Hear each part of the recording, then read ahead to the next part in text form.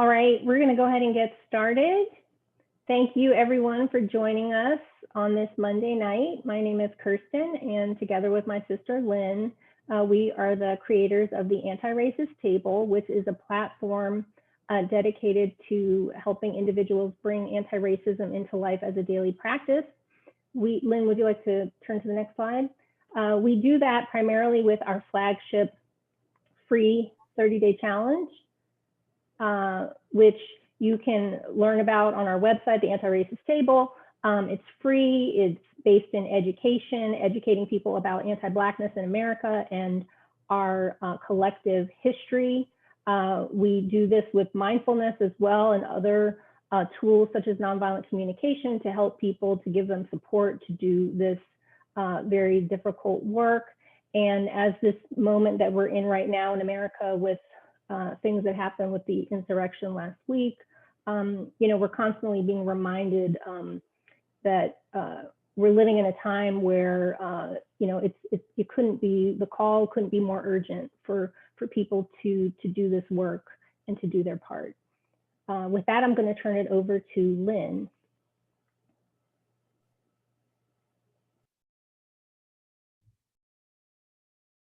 Welcome, and thank you so much for joining us tonight. As we work to repair the relationships with the indigenous communities and with the land that we occupy, a wonderful first step is always to offer a Native land acknowledgement. And we would like to bring our attention and awareness to the Native lands and the people that as we now occupy this land. And this particular land acknowledgement is inspired by Ruth King, who is an African-American mindfulness practitioner. I would like to call on my ancestors to stand with me as I acknowledge the Native land and the Native custodians of this land, Washington, D.C., the Anacostan land and the Piscataway people, those people that are named, unnamed, known, unknown, past and present. We honor all traditions and traditional custodians of this region, and we recognize their continued connection to this land, to the water, and to the community. We pay respect to the earth, whose generous resources sustain us every day, and we pay respect to the enslaved African people of this land who were bought, held, sold here, and all of their descendants. And all of the people throughout the world that are in captivity. We pay respect to their spiritual labor, and we pay respect to our ancestors whose unwise relationship to race and racism we have inherited. We pay respect to our teachers and to our elders, past and present and emerging, and to all of the young people today who are teaching us. We honor this gathering, everyone here, and our wonderful guest, Jenna Arnold, for taking time and her energy to be with us today. Thank you. May we recognize that we all share an aspiration for liberation, to be free in mind, heart, and body. Ashe, and here ends our land acknowledgement. I'll pass it on to Kirsten. Thank you. And with that, I would like to introduce our guest, Jenna Arnold. Jenna is an educator, entrepreneur, activist, and mother who lives in New York City with her husband and 2 children who are anti-sleep. Oprah named Jenna as one of her, quote, 100 awakened leaders who are using their voice and talent to elevate humanity for her professional portfolio of work across education, entertainment, and activism. Jenna is currently the Chief Impact Officer for an impact investing platform, Rethink, funding companies working to solve some of the world's most complex problems, such as equitable education, food distribution, climate sustainability, community growth, and empowering women and minority populations. She's the co-founder of Organize, a nonprofit focused on ending the waitlist for organ transplants in the United States. Previously, Jenna was the executive producer and creator of one of MTV's hit TV shows, Exiled, which took privileged American teenagers to live with indigenous cultures around the world. While at the United Nations, she helped create multi-platform programming for MTV, and Showtime and A-list celebrities like Jay-Z and Angelina Jolie. She is also the author.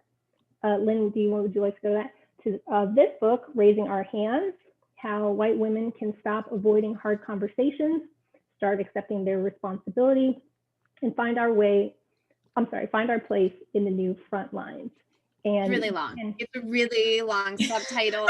It has a lot of problems. You're not the first. I don't even know it. I have to reread it every time. And you can find this at your nearest independent bookseller or any place that you find books for sale. And with that, welcome, Jenna. We are thrilled to have you here. Thank you so much for having me. And as part of my land acknowledgement, I'd like to recognize that I am sitting on Lenape land, the original stewards of where I am currently located. Because while my bio says that I'm in New York City, I am currently in quarantine in Pennsylvania, in the Swing County of Montgomery and on the border of Montgomery and Bucks County. Wonderful. Thank you. Well, we would love to just dive into your book because we really found it very interesting. And I have to say, it intrigued me that you began the book with a very beautiful, but very charged and profound Native American proverb, which was, "You cannot wake up a person who is pretending to be asleep." Now, I just feel like, there's a lot that rang clear to me about that quote, but I would love for you to share with us what brought you to that quote and what does that really mean to you in relation to this work on the front lines? It's a Dene, also known as Navajo proverb. And I heard it first when I was working at the United Nations. The Undersecretary General that I reported to at the time, he is from India. And I don't remember why he was inspired to say this to me. It was probably something along the lines of like, why doesn't everybody care about landmines? And he said, Jenna, you cannot wake a person who is pretending to sleep. And I remember like having this like whiplash moment of having no context for the gravity of these series of words, but it's haunted me for years. And I obviously want to say decades, which is true, but we're just going to pretend it's years. That it's this, I couldn't unpack it. And it took me a long time to.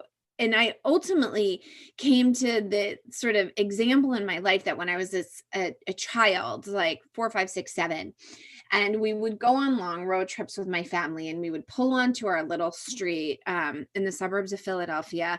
And like right as we pulled onto Carter Lane, I would like hit the back seat and pretend I was sleeping because I wanted my dad to have to carry me in.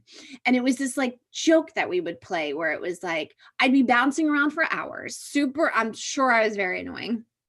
And then the second we turned left on that street, I was pretending to be asleep. So then he'd open the car door and he'd lift me up and he'd like carry me in the house the whole time trying to tickle me to like prove that I wasn't actually sleeping. And I would get more and more and more stiff and like, biting my lip and trying so hard not to let him see that I wasn't sleeping and that I actually knew that I should have walked myself in the house and up the stairs. And I always thought about in trying to process this proverb, to me, that is what most of the privileged world has been doing for centuries, which is like squeezing their arms even tighter so that my dad couldn't tickle me and like, getting even more stiff to fight the truth, which was I was awake and perfectly capable of walking myself in the house and up the stairs. And that has been the way that I think so many people who've had the capacity, influence, and currency to make change have behaved for hundreds of years. And every time they're confronted with another complicated, uncomfortable truth, they get stiffer. And Wednesday was just an example of the stiffening. So that to me was like going back to probably my original question to, his name is Shashi Tharoor, going back to my original question to him, like, why can't more people care? And he dropped this, and it just set me on this constant wheels in motion, brain spinning, trying to unpack why I see some people showing up to the front lines. I don't know if I'm showing up in the best way that I can. I, in my very judgmental stance, know exactly in my life who isn't, definitively who isn't showing up, and recognizing that they're not showing up was because they were pretending to sleep. Mm-hmm. Right, and that they knew all along. Yeah.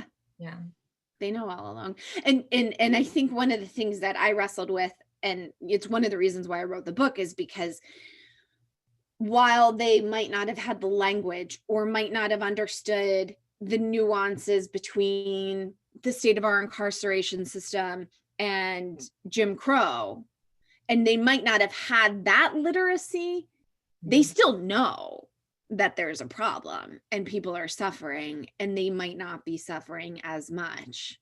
And that's enough knowing for me to act, to require putting something into motion. Right. Yeah. I mean, I think that just kind of leads us right into this idea of this white saviorism and white exceptionalism that you talk about in the book. And, you know, this mentality, this section of the book is very authentic. And I think, you know, the sharing of this quote from your book that says, you know, you recognize that I am the one who needs saving from the distorted prism through which I was seeing myself and the world. And if I want to truly make a difference, then the most urgent work I can do has to begin with the woman looking me in the mirror. And, you know, it just speaks so much to that quote that, you know, we don't want to actually see what's really there. Yeah. And there's like 1,500 different ways I can take this.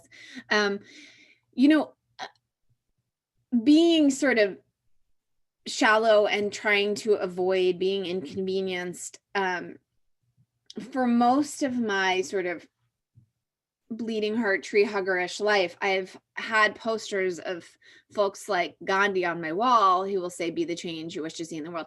And like, I never really got it. And I was like, yeah, be nice, recycle. And it wasn't until like I really understood. So I started seeing, because I would argue that though I wrote a book, my understanding is like nowhere near complete. But until I was able to zero in on this constant theme that came out of so many of the listening circles. So for those who haven't read the book, I crisscrossed the country having closed door conversations with primarily American white women about the state of the world, their role in it. And one of my I had two surprising takeaways. And one of them, which I wasn't expecting, was this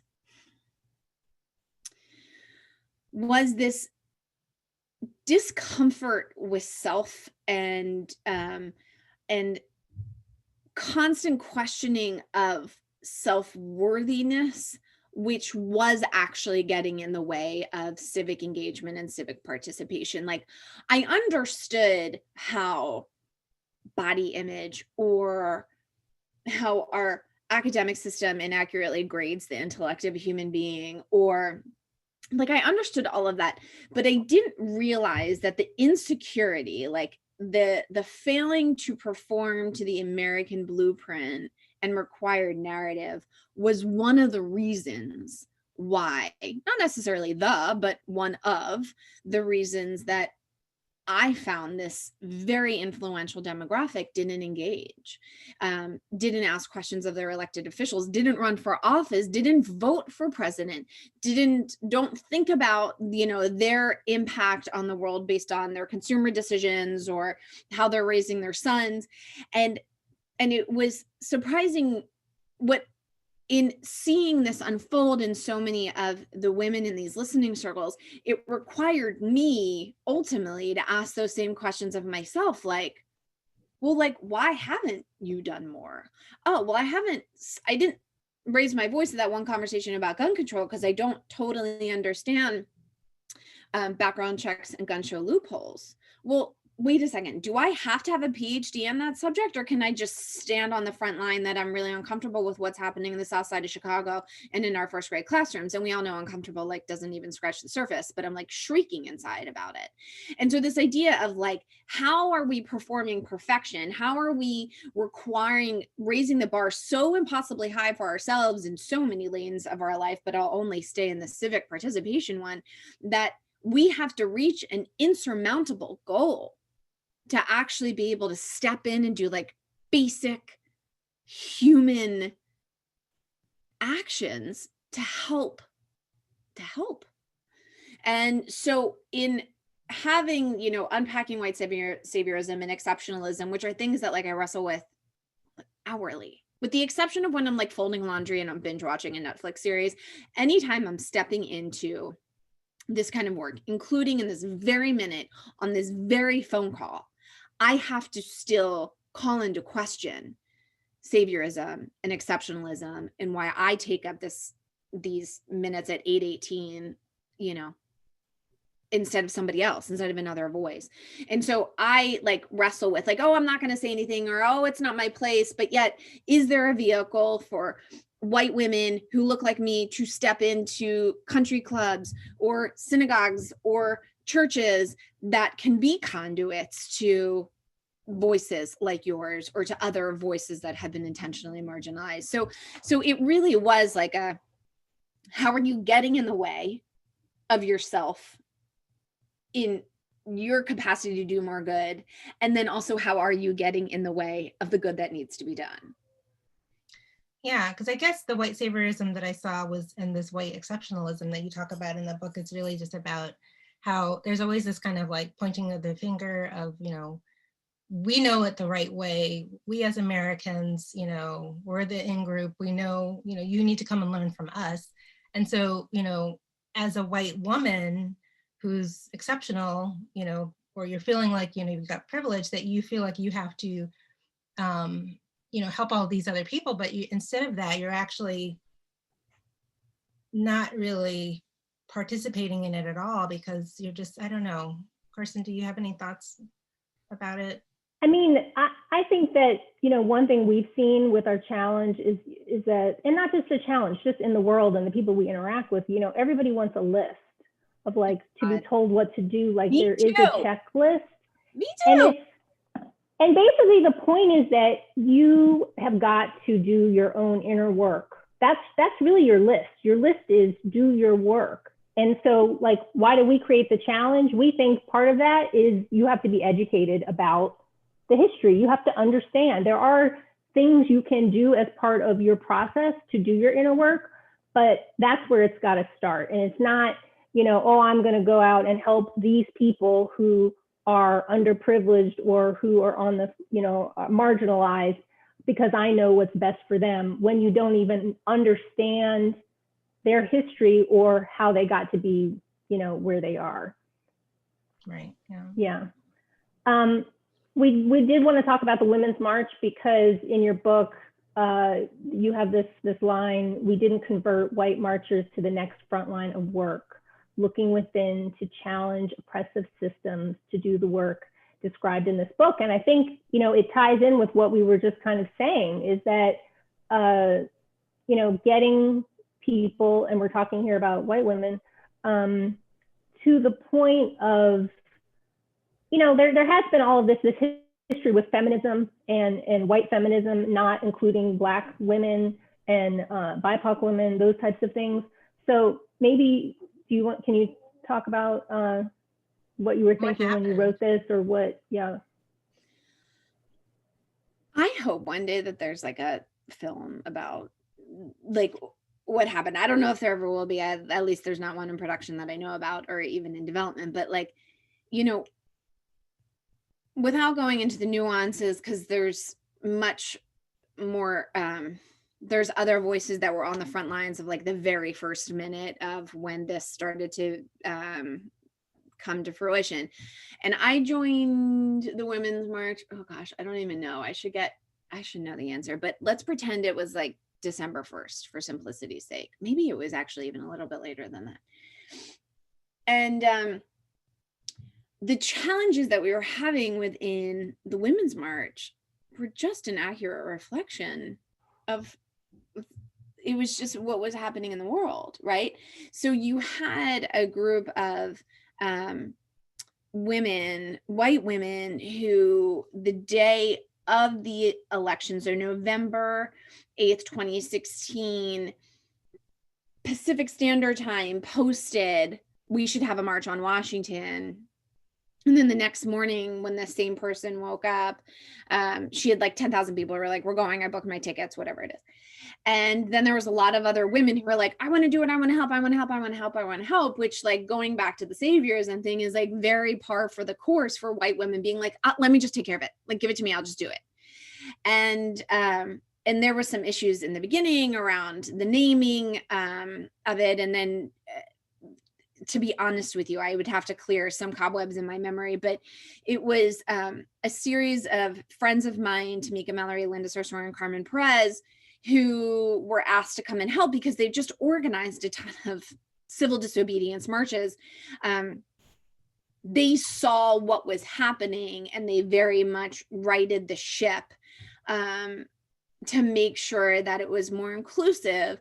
But because the original, to be honest with y'all, I don't know if it was like 36 hours, 72 hours, maybe it could have even been a week, when it was very initially steered by white women, which the white feminist frustration around white feminism is like, oh, you'll show up when it's convenient for you. Like, oh, reproductive rights might impact your 16-year-old daughter. Oh, you're upset that Donald Trump got elected and you didn't talk to any of your, like, you didn't talk to your sister-in-law about it. Like, oh, it's convenient now for you to show up when, you know, our Black sons have been murdered in the street for decades, centuries, and you've just sort of like kind of turned around, or definitively turned around, or only, you know, peaked when it was convenient or necessary for you. And so that was the frustration. And there was, you know, again, the co-chairs really righted that ship. But it just, the Women's March came, and then, you know, the months following the Women's March, when there was an unsuspected / totally obvious and suspected amount of global attention on the core organizers, again, it just reflected the state of the world in terms of like both power struggles and who was calling shots and who wasn't, and then the rise of xenophobia, anti-Semitism, like just all of the all. So I don't know if that answers your specific question. Yeah. I mean, I feel like for me, it's more like, you know, we talk about anti-racism being a movement, right? And even Black, you know, Black Lives Matters is a movement, that it's something that's going to take, you know, a lot of effort, daily practice, commitment, long-term, you know, we don't know what the end goal is going to be. And I feel like the Women's March had that kind of momentum. You know, we showed up, we were making our hats, we were there, we were, you know, with everybody else, but it just fizzled out. You know, it was like you said, we didn't really, you know, get people to kind of take in that work and like. Lynn, I appreciate that. It's one of the things that, like, I can't tell if, I don't know if I'm going to wrestle with this for like all the rest of my life, or if I'm going to like make peace with it. And again, it's like just this sacred end that I love talking about these days, which did not make it into the book, the concept of the sacred end. But it's like, I remember, so the Women's March was on January 21st, 2017. And I remember the day after, so on the 22nd, I was driving north on 95 by myself, I was in my first trimester with my second child. So nauseous, seeing all these other cars drive north to different parts of, you know, getting off a different exit of 95. The rest stops were packed with women still wearing their pink pussy hats. And there was a part of me that was like, oh, we have to get all of this data. We have to organize people. Like, I need to know who in Idaho cares more about reproductive rights versus climate, you know, justice. So I can just, and then there was a part of me that was like, yo, like, maybe the only thing you were supposed to help do is organize that day. Because I I will lean on the hypothesis of other folks, but many folks have said that like the Muslim ban came down 6 days after that. And it was the 7th day that everyone showed up at the airports. Would everyone have showed up at the airports if it weren't for the Women's March? I don't know, but most people don't think so, you know? So like, did the Women's March have to be something more than the 21st of January, 2017? Now, the Women's March has done, the organization itself, it's an exceptional work. It is led by mostly, it is led by women representing marginalized communities. They have done extraordinary work, ground game work. And they have like not missed a beat. Anytime there's a headline, they're like, this is what we're going to do. And so again, there's the like, how do we make something last? And maybe it just needed to be that day. And so, but my sort of, what I was really wrestling with is most of the folks that showed up to march in the United States were first-time marchers. It was something like 86% of them had a higher degree of education and like 1.5 kids, and most of them are white. And to me, in my head, I was like, how can we convert that currency, like that white womanness, and put it in its place and then use it? And I think in my like go mentality was like, we got to do this before 2020. But I think it couldn't, I don't know if you could have wrapped your arms around it and been like, do this, because there's 400 years and there's relationships with husbands and slightly cocky sons, and they still love their money and their SUVs. Like, I don't know how we could have moved that any quicker, although I think I'll still always be like, we could have figured it out, right? Like, you could have had an anti-racist table start the Monday after. But we were so focused on having a successful march on the 21st that we didn't think about the 22nd. I think though that it really does speak to, you know, America and the issues that we're facing, and that, you know, why we need this book in the first place. Like, why, you know, why is it that people aren't, you know, people are saying, certain people who are not the minority in the racial sense are sticking with their comfort and not embracing all these things. So I think it's just a larger issue that we're faced with, and so not surprising that we would see it, you know, in the context of a march. Right. And then I guess, is it more of like a performative action? Yeah, I mean, it's one of my favorite things, and like, I'm sure I'm scrolling through the names of other folks that are on here, and I bet like a lot of them went to the Women's March. And like the year and a half, actually more, probably like 2.5 years after the Women's March, whenever I would be in a group of new people who I didn't know very well, or who didn't know me, but only knew that I had some relationship with the Women's March, they would like come up to me and be like, I was there, or I wasn't there because I had my grandmother's birthday party or something like that. And then I would always immediately be like, why did you march? And I have yet to this day to hear a concise, organized, accurate explanation for why people showed up to march that day. And it's my hypothesis is that when a species is threatened like it was in 2016, there is a like internal drumbeat of like, go see and be seen, go participate, go, like, everyone had to go to the streets because something in their bone marrow required them to, that of which we probably can't articulate in great, that I don't think we can articulate today. And so I think, I don't know, I think that's why I think we have to sometimes in these moments, in this moment, in this hour, on this day, very much like resort to the I don't know-ness and the species and the mammal instinct, which tells every single person who signed up here that like something is very, very not right. Yeah. Well, it's a question that I guess we're still trying to figure out. We'll just be carrying it for quite some time. I want to get back to your book, and, we'll leave the Women's March. It was amazing. And, we were energized after we left, and, Which one did you? living on that high for quite some time. Were you in DC? Yes, we were in DC. We were. But in your book, I think this is a really interesting part where you talk about your own implicit bias, and about race and anti-Blackness. You shared a really interesting story that you said was very embarrassing. It was a profoundly embarrassing moment for you, where you kind of were in a moment where you kind of set out, I'm not racist, I'm a good person. And I'm just wondering what that experience was, if you can tell us about that, and just kind of, did anything shift after that conversation with that group of people and the Black, people that were in the conversation at the time? Yeah, I mean, it was the proverb that you called out at the beginning of the conversation. It was this moment where they were like, what, like the same response that so many of us now have with so many white folk, who now, like, a white person wouldn't say that, but when I said that, like, I think most people would, and there's still like many tens of millions, hundreds of millions, who would. But this idea of like, oh, wait a second, of course I see color. Of course I have anti-Semitic biases, homophobic biases, biases against women with blonde hair and glasses. Like, of course I have all of those things.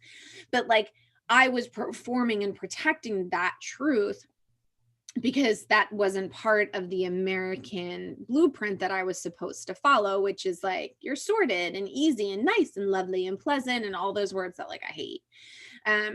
And so it was that proverb, this moment, and then a number of other moments that I was like, wait a second, like, I have proximity to voices and friends who have been generous enough with me throughout my life to like flick me and be like, no, you don't know what you don't know. Like, go try again, like, go hang out with the World Wide Web for a minute and get that straight.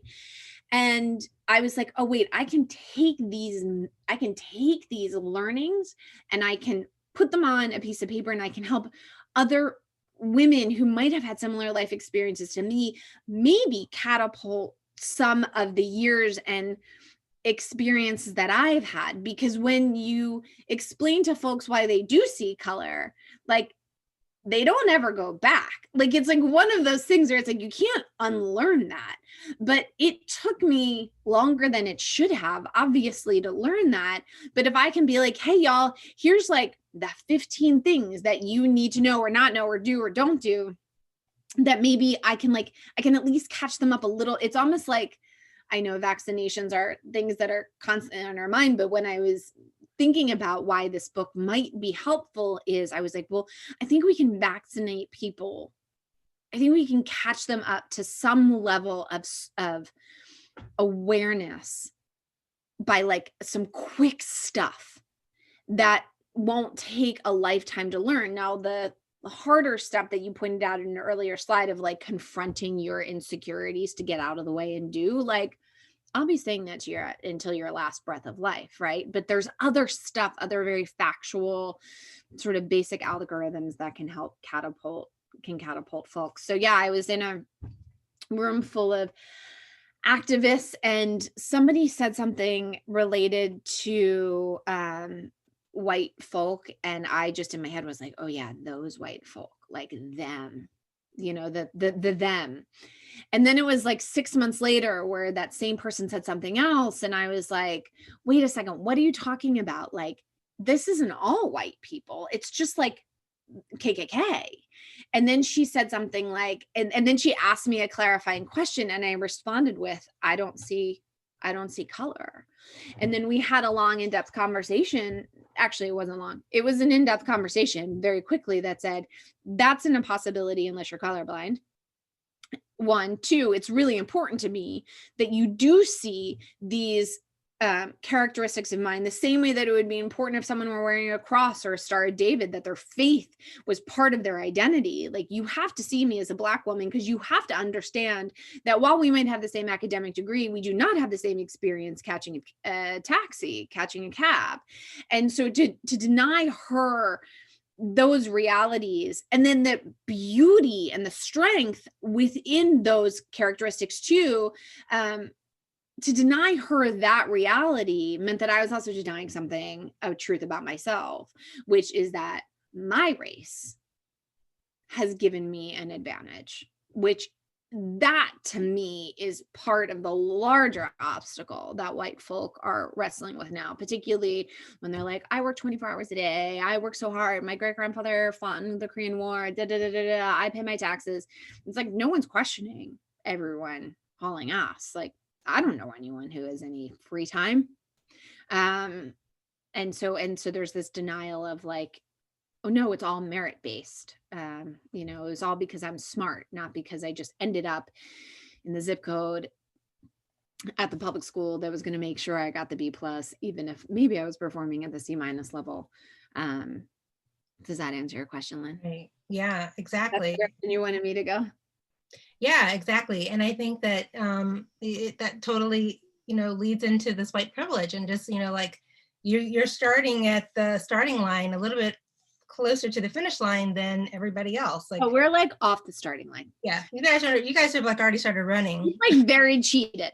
We're like on the 30-yard mark. Right. Yeah, exactly. So I really like that you do talk about white privilege and the power of white women in your book. And Kirsten's going to talk to you a little bit about what she was finding interesting was a lot of the factual information about statistics of women. Yeah, these statistics just, I don't know if it was that I just have never heard them, but they're really kind of shocking when you read them and you hear about, things, just how white women voted, how they voted in the past 2 elections, and just sort of all the things you go through in the book about insecurity and all of these things. When you see, this first statistic, purchasing power of $12 trillion, which is larger than the economies of India and China. I mean, that is astounding. It's and then controlling 85% of purchasing power in the United States, making up 42% of all American voters, and that the white women's voting bloc represents 77% of women's votes nationwide. I mean, it's like you couldn't find a group that has more power. And if they actually harnessed it to make the world better, to make America better, to embrace, outside of their scope and their, what they immediately see. Right. I just see such potential, and it was just so surprising. So when you were putting this together, did you have a reaction to these statistics? Yeah, I hate them. I mean, I knew that there was sidelined influence. I'm really careful not to use the word power, because I think sometimes it can come with like a positive layer to it.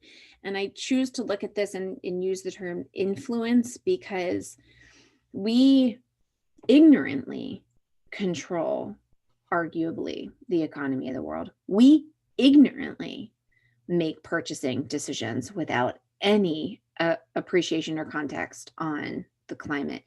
We casually vote, right? And the one that's on here that I can't really I mean, I could from like a census perspective, but like, white women raise the next generation of white men. That influence is extraordinary in its potential and in its danger all at the same time. And I think the like apathetic coasting is because no one knew this. Yeah. You know who knew it? I mean, people probably knew it. They were just kind of intentionally. But you know who knew it is like every car company and every cereal company, right, and every like lipstick company. Like they knew it. We didn't. I didn't. Yeah. I didn't. I would say that after people read this book, they should read this one. They were her property, and it really gets at, it's called White Women as Slave Owners in the American South. And, you know, I think there is a narrative in America that, you know, white was fragile. White women were fragile. White women needed to be protected. That's part of the anti-Blackness, honestly. And it is a narrative. And we have, you know, it's the daughters of the Confederate who, you know, built all those Confederate monuments and did all of these things to resurrect the Confederate and to hold them in high esteem. And so white women have had power. They own their own slaves. They took steps to protect their property. Even when they were married, they were running plantations, they were doing things. So I think it's helpful to see these current day statistics and to tap into that. So Lynn, I don't know if you. Yeah. Can I just add one more anecdote to that?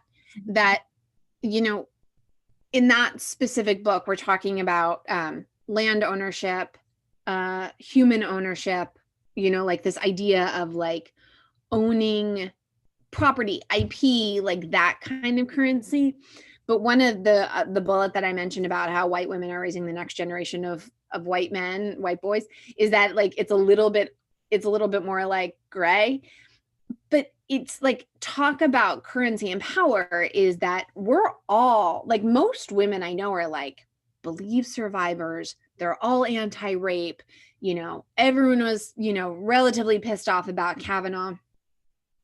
But like, you can be super pro-women and anti-sexual misconduct until it's your son. And then it's, how short was her skirt? Did she really say no? How much did she have to drink? All of those other things. So there's the property IP, but then there's the like blocking and tackling for like just making excuses for your sons at the expense of everybody else. Yeah. There's another book by Bell Hooks that you should definitely read too if you're interested in all of this kind of difference between the Black woman and the white woman. I'm in the middle of reading it right now. It's called Ain't I a Woman? And it's really powerful. It's right there on the back of my, on the top of my book. Oh, okay. Yeah. I mean, the whole section I'm reading right now, she's talking about how, you know, the idea of the Black woman was the Jezebel, right? The temptress, the one who, you know, brought out the evilness in the white man, but the white woman was actually transformed into the goddess, to, you know, the one that was like spiritually pure, that had no sexual, you know, connection at all. And it was just like this ethereal person. And it just makes me realize, you know, that, you know, the white power that the white women have is from that legacy too, that they have this, you know, and that's where the white comfort comes in too, that we're protecting, you know, the white woman, or that's the idea, not that we're protecting white women, but that's what the narrative is. That's what the status quo is trying to do. And that's why maybe, you know, Black women are really still at the bottom of the barrel in terms of the hierarchy. So that's definitely a good book to keep reading. I haven't finished it yet. Definitively, that book should go before mine, that's for sure. Yeah, definitely. So as far as this, I just had a question about your upbringing, because you do talk about your upper middle class upbringing. You're privileged in your location, in your adult life. You live in Chelsea, it's affluent. Your workspace has a view of a helicopter pad, right? Right, just so we're clear, I don't fly the helicopters off the helicopter pad, but I could see a helicopter pad. The fact that you're even that proximate to that just shows your privilege. And you know, how basically at any moment's notice, you can take care of your wellness for your family, for yourself, you know, all the things that you would need are at your fingertips. How do you wrestle with that idea of the fact that that is not the reality for most people? And how are you using your privilege to make life more equitable for Black people, for people of color, anyone who's being oppressed, you know, because you do have that privilege. You are in that percentage that we just talked about. Yeah. Lynn, it's something that I struggle with, I wrestle with, I call myself to the mat on all of the time. And, you know, I'll give an example. Yesterday, I went off a little bit on my Instagram story, which you're all welcome to follow me at. It's Jenna, ITS Jenna on Instagram. And I gave this example of how I'm starting to hear of folks who are getting vaccinated who aren't frontliners or elementary school teachers or essential workers. And I was overhearing a conversation where someone was like, well, I'm going to say my BMI is this high, or I'm going to say I am, you know, high risk, or that I have an autoimmune issue. And I remember thinking to myself, like, you're not overweight. You don't have an autoimmune issue. You don't, like, you're just playing the system. And so I went off on Instagram and I was like, I hope I want to curse all of you with the, I forget what I called, like the ghost of ethical positions and lines to get pandemic vaccines as you raise your hand to go and get your vaccine, or as you start to sign up for it. And I encouraged people, because I was really encouraging myself, right? So like every time, like I wrote this book because I needed to read it. I am making the statement publicly, so I'm holding myself accountable, that who are the people in your neighborhood who aren't savvy on the World Wide Web and don't know how to navigate the gauntlet of government websites to be able to sign up? Who are the people who actually need that vaccine before you do? And instead of like making up an excuse so that you can get it sooner, why don't you take your currency and play the system to make sure, the same way that you have for your taxes and making sure your kids got into the school or the preschool, or calling in that favor for the internship for your kid, and use it for somebody else. Like that's an example of the kind of currency that we can transfer. Because oftentimes what happens, I've found, is that people are like, well, what do you want me to do? Give up my house? Or what do you want me to do? Like pull my kid out of school and give it to somebody else? And it's like, I don't know. I mean, I think land reparations is a very real conversation. Reparations in general is a really important conversation, of which I will like study and watch, as I will force my kids to. So it's like kids, grandchildren, are tracking.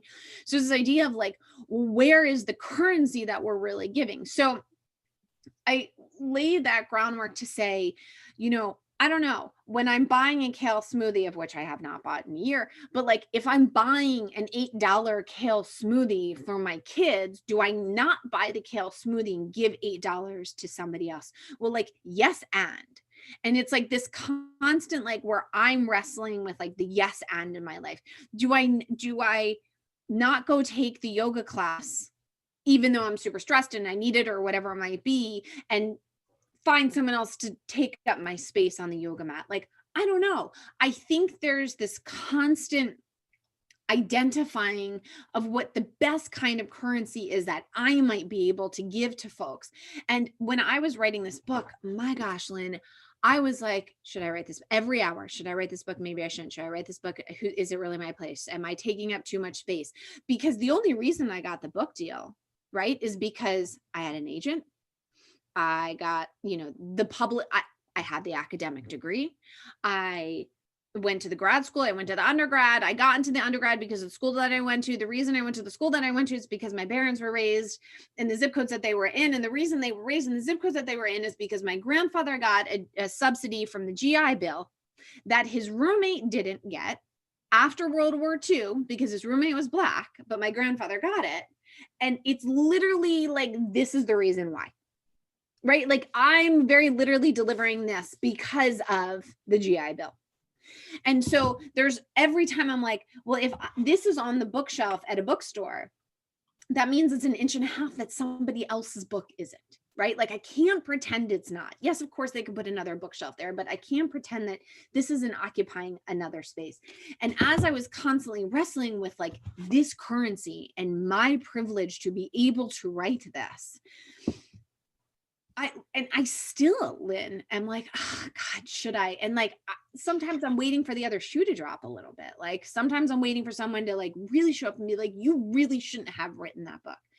But in working with the women in my life who represent, again, marginalized communities who hold me accountable, and their request to go get white women, and no one's interested in being gotten per se, or listening to the requests of like Malcolm X, who was like, it is white folks' responsibility to go get other white folks. To me, like I had to step into that role because I needed to be gotten and I didn't see anyone else doing it. And now there's, you know, amazing and wonderful resources like yourself out there. So there's like, sometimes I'm like, my privilege was delivering this currency because hopefully I can like move one more white female vote in our direction, or one more white female dollar, or I can hold one more white woman accountable to her son or the excuses she's making for her husband's boss and or their company or whatever it might be. So like that's part of my privilege that I felt like I was delivering. But it's also a total lie to say that like I'm not also professionally benefiting from this book. And while 100% of the proceeds of this book are going to small organizations that are working in marginalized communities, like, I don't know, maybe this gets me a job in 15 years from now. It's going to help. I don't know if like how I could ever value how I'm also making resource off of this, even though 100% of my resources are going elsewhere. So there's like the like day-to-day minutia of like the kale smoothie. There's the weight of this fucker. There's the weight of this thing that I carry with me too. I'm disabled, but you can't tell how, where, and you can't tell how and where. But like I read and I present and I'm able to maneuver in the world in ways that I know plenty of other people can. And I wrestle with that. And I think one of the challenges, I spent a little bit of time talking about this in the book, is like, how does, white guilt and white fragility also play into like sidelining ourselves, where it's, and I talk about this in chapter 1, where there's 2 things for us to do, which is like scream at the top of our lungs and shut up. And like, you have to know when to do what.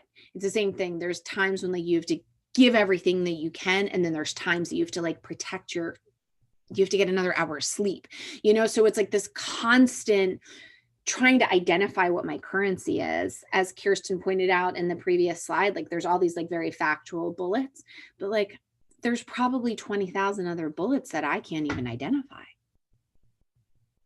Like being in a community with a paved road, just there's stuff that you can't even understand the weight of that currency, that it's just this constant like identifying it, moving it, identifying and moving, sometimes being selfish, and then sometimes like not letting the guilt get in the way of being the selfish so that you can continue to move forward. Anyway, it's complex. I struggle with it, as you can see. Yeah, that's amazing though, that that you have done this work, because we do think that it's really important to get every voice here. And I mean, I know a lot of people have different approaches to getting people to do this anti-racism work and to show up for social justice. And some people think, if you're late to the party, shame on you. And, white people, you need to learn your own lessons. But we feel like everyone should be welcome to do the work, because if we can all just do something and step into our power that we all do have, that we actually can move mountains together. So we appreciate the work that you are doing. Thank you, Lynn. And I would just say, I hope people go back and watch what you just said again, because I feel like the way you just so succinctly and profoundly just broke it down. And, the question when people say, like, you want me to move, sell my house, give away this, that there are things you just laid out, things people can do. And the truth of it is, anti-Blackness and this system that was created by white people. And it's white people who are going to have to fix it. And that's the truth of it. Black people are 13% of the population in this country. We are doing what we can. You go back 1860s, Frederick Douglass, you go back to the beginning of all of this. There has been Black people in resistance at every stage of this, and continues to present day, but it's going to take, it's going to take a lot more people. So Lynn, you want to go? We've got 4 minutes left. Oh my God. And showing up on the front lines. Well, we talked about that, Yeah, so maybe go to the next one. That I know Jenna liked that question. Yeah, this one. We don't have to go to that question. That's just the question Okay. that I need to work on. Well, so this one is, if you had to name one thing, this is really for other, for people out there who are thinking about, I don't know what I want to do, and, how can we get more people involved? If you had to name one thing that you hope people take away from raising our hands, what would it be? And as you're reflecting on your journey, is there anything you know now that had you known before would have pushed you to start this work sooner? Okay, so I'm going to take those in 2 questions, recognizing, and I'm watching the clock very closely. I'm going to answer them backward. Sure. I think everything. I think if I had known, I knew in my bones as a kid, which I identified in the book as Saviorism, but it's not because like a pamphlet arrived at my house and I saw emaciated, stomach distended children in Ethiopia and then white vested UNICEF white workers that was like, oh, I got to do something. Like I was already trying to save the rainforest when I was 9. And this is not to say like, oh, altruism is learned. It's like sort of when people are like, oh, you have beautiful blue eyes. I look at them, I'm a little bit like, I know. I can't take any credit for them. If I like if I can play the piano beautifully, like then you're allowed to give me accolades. But there's certain things that were like very much built into who I was. And I didn't understand that I had to break through so many of the constructs that my country told me who I was supposed to be day one. And I tried to conform to that. And I still do at times, right? Like, you see the pillow back there? It's like perfectly zhuzhed, right? Like I didn't come up with the way to zhuzh that pillow, like interior designers did, and I do it. And so like this idea of like, I believe that humanity, and of course there's the exceptions, but just like bear with me here. I believe that humanity comes out altruistic, wanting to care for each other, wanting to see and be seen, wanting to love, wanting to be a part of the comings and goings of the world. And our narratives strip them of that rawness. And if I had known that I was being oppressed by a larger system earlier, I would have done more sooner. But then I have like my spiritual moment, which is like, oh girl, you could not have written this book until that exact date and time.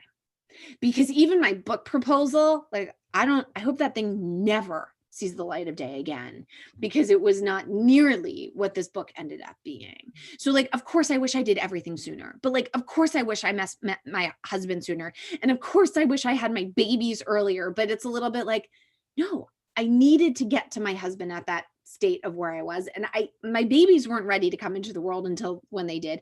So there's a little bit of like, yes. And so the real thing that I wrestle with is like, what do I wish I know now? What am I going to wish I knew in this exact moment of me in the future so that I can do it and prepare for her? I don't know if that makes sense. Mm-hmm.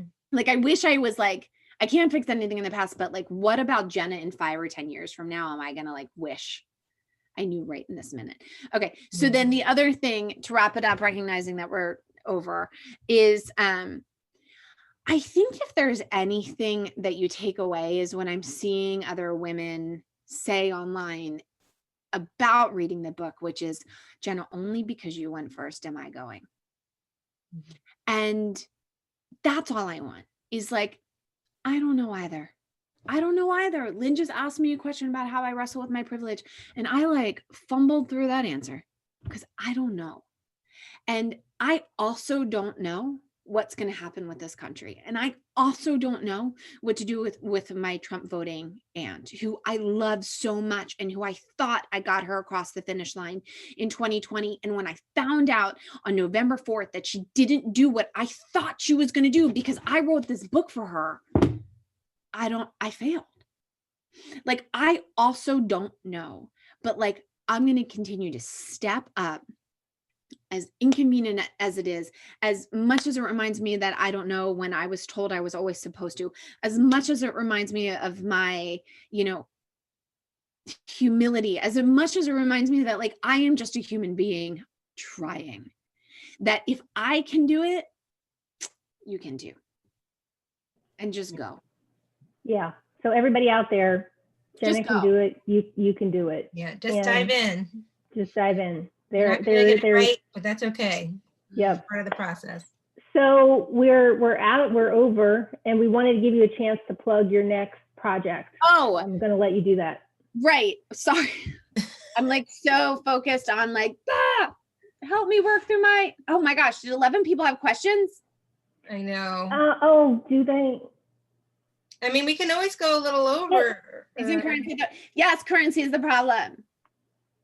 Oh shit, what did I let myself know? What can we expose our fellow white women to do that would galvanize them now? Oh, just hold their feet to the fire. Like, tell me, could you potentially extend the possibility that you could be wrong? Could you potentially extend the possibility that you are making excuses for your husband? Could you extend the possibility that that news network that you are watching actually might not be accurate? And yes, don't come back at me with Hillary and Benghazi and the emails and MSNBC is biased too. Sure. But you know what? Like AP and Reuters, like it kind of is like right down the middle. So like follow them on Instagram instead. Isn't currency the problem? Yes. Capitalism has to come down. I forgot to ask about the Atlanta. Yeah, really, my friends in there and local. I don't understand Melissa's question, but thank you for going door to door. Okay. Oh, and then what I'm doing. America is a verb.com. America is a verb. America is a verb. Yeah, I spelled that right. Sign up. We are doing a series. It's an online community with a tremendous amount of online content. Melissa, I'll come back to you one sec. A tremendous amount of content. We'll be bringing a lot of experts in from our community to have hard existential conversations, not just about anti-racism, but everything from like power and capitalism and Russia-China relations, and like this idea of everyone is like more educated on civics than I think they ever thought they were going to be, right? Like, y'all, I didn't know the 25th Amendment like I do right now. Let's be clear. I didn't know. I'll say yes to that. I can draw the shape of Maricopa County, right? Like, all again. So like everyone is like ready. And Denise Hamilton and I build a place to like move to the next thing, because we've done an awful job of teaching humanities in our textbooks and in our schools, and hopefully we can just pull up our bootstraps and do it ourselves. Yeah, we'll definitely check it out. So can you only find American as a Verb? Don't go to America as a Verb on Facebook. We found it today, and it's like a very violent white supremacist dude. Oh my God. Go to americaisaverb.com. And if you want to get a job, it's like, we're like, oh my God, how are we going to get that from him? Yeah. So whole game to like pretend we're somebody else who's starting a knitting club, and we want to like, I'm going to try and buy it from him basically, because like, oh my God. Oh my word. If you go there, like, oh my God. America's a Verb, sign up. And as soon as we have everything organized, which will be in the next couple of weeks, you'll get an email from us. Okay, awesome. Great. Wonderful. Check it out. Awesome. Yeah, well, thank you so much. Lynn, you want to just put up our last slide? Yes. Yeah, definitely. Thank you so much for being here, for joining us. Yeah, for having this really candid conversation. It's been really inspiring. Thanks for having me, and thank you for doing this. Yeah. We have some other events coming up soon. Carson's going to tell you a little bit about them. Yeah, please check us out on our website. We've got Lion Story. They do work with racial literacy. We've got Professor Liliana Mason, who wrote a great book called Incivility. It's all about identity politics. We're going to talk about that and race and anti-racism. We have Alexa Martin, who is a romance writer who's written this series. I'm forgetting the name of the series, but her most recent book is Snapped. And she talks about race, and her character, one of her characters, is going through sort of something like Colin Kaepernick, taking a stand. And then we have Michael Steele on the 29th. So thank you so much for being here, for joining us, and we look forward to seeing you again. Thank you so much. Bye, Jenna. Thanks so much. Take care. Thank you. Can we just stop recording? Yeah, well, we can keep Jenna in here. I just want to close the